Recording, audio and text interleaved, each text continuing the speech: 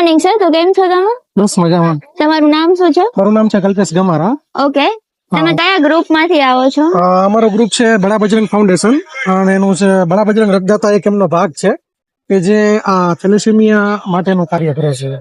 Okay, તમે જે આ લોકોને બ્લડ પૂરું પાડો છો એ તમે કઈ રીતે પૂરું પાડો છો? જી, થેલેસેમિયા જે બીમારી છે તેમાં બાળકોને દર 10 દિવસે, 12 દિવસે, 15 દિવસે કે 20 દિવસે બ્લડની જરૂર પડતી હોય છે. તો આ લોકોને જ્યારે શોર્ટેજ હોય અથવા તો અવેલેબલ બ્લડ ન હોય ત્યારે અમને કોલ આવતા હોય છે, મેસેજ આવતા હોય છે. એટલા માટે અમે એક શરૂઆતમાં વોટ્સઅપ ગ્રુપ બનાવેલું છે. વોટ્સઅપ ગ્રુપમાં અમે મેસેજ નાખતા અને ડોનર્સ જે અવેલેબલ હોય, જેમને 3 મંથ કે 4 મંથ થઈ ગયા હોય, તે લોકો સામેથી બ્લડ ડોનેટ કરવા આવતા. તેની સાથે સાથે અમે એક બ્લડ ડોનરનો 100 લોકોનો ડેટા રાખેલો છે કે જે હેન્ડ ટુ હેન્ડ ડોનેશન માટે તૈયાર હોય છે, કે જ્યારે પણ બ્લડની જરૂર પડે ત્યારે એ લોકો આવીને બ્લડ આ લોકો માટે ઇમરજન્સીમાં આવીને બ્લડ ડોનેટ કરી જાય. Okay, great. આજે વર્લ્ડ થેલેસેમિયા દિવસ છે તો તમે એના બારામાં શું કહેવા માંગો છો? હું માનું છું કે આજે 8 મે એટલે કે સમગ્ર વિશ્વ તેને થેલેસેમિયા દિવસ તરીકે ઉજવે છે. આ દિવસ એટલે કે લાખો લોકો આ બીમારીથી પીડાઈ રહ્યા છે. એનું મુખ્ય એક રીઝન છે કે સમાજમાં એની અવેરનેસ નથી. આ બીમારી જે છે એ ફક્ત એક જ વસ્તુથી રોકાય છે, જે છે અવેરનેસ. અને એકદમ સરળ રસ્તો છે, પરંતુ ખાસ કરીને આપણું સૌરાષ્ટ્ર એ વિશ્વમાં થેલેસેમિયાનું હબ છે. ખાલી આપણા રાજકોટ જિલ્લામાં જોઈએ તો 750+ બાળકો જે છે થેલેસેમિયા મેજર છે. અત્યારે આપ મારી પાછળ જે જોઈ શકો છો બધા જ બાળકો છે એ થેલેસેમિયા મેજર છે.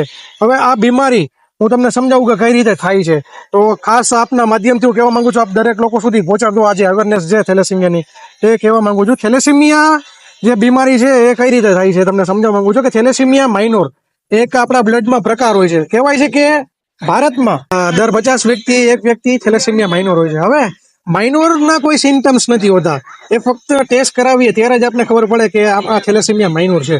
હવે પ્રોબ્લેમ અહીંયા થાય છે કે જ્યારે આપણે એના કોઈ સિમ્ટમ્સ નથી એટલે ખબર નથી કે આપણે માઇનોર છીએ.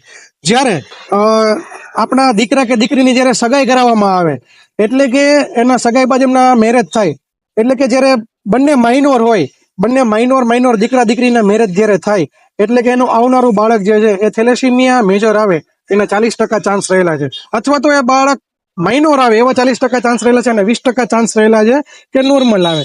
પરંતુ આ એક બહુ મોટું રિસ્ક છે અને મોસ્ટ ઓફલી થેલેસેમિયા ટેસ્ટ કરાવવો ફરજિયાત છે, જેથી કરીને જે બાળક છે એ મેજર ન આવે. હું તમને સિમ્પલી એક્ઝામ્પલ આપીશ. આપણે અમિતાભ બચ્ચનને આપણે સૌ ઓળખીએ છીએ. અમિતાભ બચ્ચનજી છે એનું બ્લડ જે છે એ માઇનોર છે, થેલેસેમિયા માઇનોર છે. પરંતુ જયા બચ્ચનજી છે એનું બ્લડ નોર્મલ છે, એટલે એના બ્લડમાં માઇનોર નથી. એટલા માટે અભિષેક બચ્ચનને જે છે એ બધા નોર્મલ છે. એટલે કે એક સિમ્પલ વસ્તુ કરવાની છે કે આપણા જ્યારે સગાઈ કરતા હોય પહેલા જ આપણા દીકરા કે દીકરીનો ટેસ્ટ કરાવી લઈએ તો આ થેલેસેમિયા નામની જે બીમારી છે જે સમગ્ર વિશ્વમાં હાહાકાર મચાવી રહી છે તે રોકાઈ શકે છે. ફક્ત એક જ વસ્તુ કરવાનું કે થેલેસેમિયા ટેસ્ટ કરાવી લેવાનો. આપ બધા સાંભળતા જશો કે સગાઈ પહેલા થેલેસેમિયા ટેસ્ટ કરાવો, પરંતુ મારું કહેવું છે કે આપનું બાળક જ્યારે 18 વર્ષનું થઈ જાય ત્યારે જ આપ થેલેસેમિયા ટેસ્ટ કરાવી લો, જેથી કરીને આપનું બાળક જો નોર્મલ હોય તો એના સામાપાત્રને રિપોર્ટ કરવાની કોઈ જરૂર નથી, અને જો માઇનોર આવે તો આપણે સામાપાત્રનો રિપોર્ટ ફરજિયાત કરાવો. એટલે કે 18 વર્ષની ઉંમરે થેલેસેમિયા ટેસ્ટ કરાવી લેવો. કેમ કે જ્યારે થેલેસેમિયા થઈ જાય ત્યારે આપ જોઈ શકો છો આ બાળકોને દર 10 દિવસે 15 દિવસે બ્લડની જરૂર પડે છે. રોજની 12 થી 15 દવાઓ લેવી પડે. સાથે સાથે એના પેરેન્ટ્સને જ્યારે બ્લડની જરૂર પડે ત્યારે લોકો ઉપર આધારિત રહેવું પડે છે. અને આપણા સમાજમાં બ્લડની અવેરનેસ 0% છે. તો આવા બાળકોને બ્લડ મેળવવા માટે ખૂબ જ હેરાન થવું પડતું છે. તેના માતા પિતાને પણ ખૂબ જ હેરાન થવું પડતું છે. તેના રિલેટિવ પણ એના કોલ નથી ઉપાડતા હોતા. તેમને એવું લાગે છે કે બ્લડ માટે કોલ કર્યો હશે. એટલે કે મિત્રો, આ ભયાનક બીમારીથી આપણા ફ્યુચરને, આપણા ભારતના ફ્યુચરને, તમારા પરિવારના ફ્યુચરને જો બચાવવા માંગતા હોય આવા બાળકો જો હવે ન જન્મે તેના માટે થેલેસેમિયા ટેસ્ટ કરાવો ફરજિયાત છે. વિશ્વ થેલેસેમિયા નિમિત્તે સૌને અપીલ છે કે આપના બાળક જયારે 18 વર્ષનું થઈ જાય તો થેલેસેમિયા ટેસ્ટ અવશ્ય કરાવો. અને જે પણ વ્યક્તિ 18 થી 95 વર્ષનું છે, જેનું વજન 50 કિલોથી વધુ છે અને જેનું હિમોગ્લોબિન 12.5% થી વધુ છે, તે અવશ્ય રક્તદાન કરો. કેમ કે આવા બાળકને રક્ત જેનું જીવન હોય છે, તો રક્તદાન કરશો તો જ એમનું જીવનનો રથ આગળ વધશે, નહીતર અટકી જશે. તો રક્તદાન અવશ્ય કરો તેવી વિનંતી.